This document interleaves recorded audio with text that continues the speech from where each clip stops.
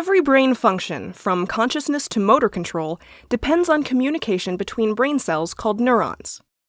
The vast majority of this communication occurs through specialized point-to-point contacts called synapses, which consist of a pre- and a postsynaptic compartment. In response to stimulation, a neuron releases signaling molecules called neurotransmitters from the presynaptic compartment.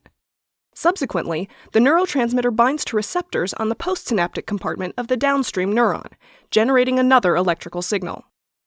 The release of neurotransmitters from the presynapse is heavily regulated through a complex of proteins at the site of release, the active zone.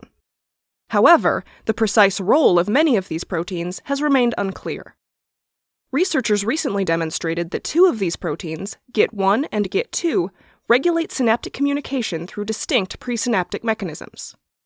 GIT1 and GIT2 are members of a family of proteins that were first found to interact with G protein-coupled kinases and other proteins that regulate many signaling pathways in cells. GITs have been implicated in cognitive functions such as learning and memory, as well as in disorders such as Huntington's disease and attention deficit hyperactivity disorder, or ADHD. Although the function of GITs in the postsynapse has been characterized, the role of GITs in the presynapse has remained unknown. Part of the problem is that presynapses are usually too small to probe directly, and that GIT proteins are expressed in both the pre- and postsynaptic compartments. In this study, the researchers therefore selectively eliminated GIT expression from the calyx of Held, a giant presynapse in the auditory brainstem. They then used tiny microelectrodes to record electrical activity from both the calyx itself and the postsynaptic cells that the calyx communicates with in mouse brain slices to determine how synaptic communication was affected by the specific loss of GITs in the presynapse.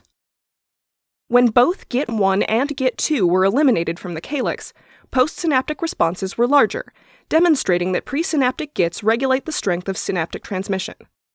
Further analyses showed that the absence of GIT1 in particular increased the likelihood that neurotransmitters would be released from the presynapse.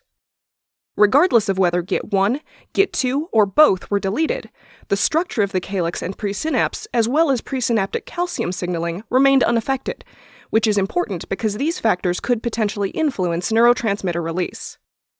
Taken together, these findings indicate that GITs regulate synaptic signal strength primarily by GITs modulation of the efficiency of neurotransmitter release.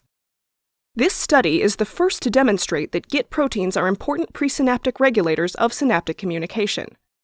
Future studies may investigate how GIT proteins and their presynaptic signaling pathways relate to neurological disorders like Huntington's disease and ADHD, and other sensory deficits.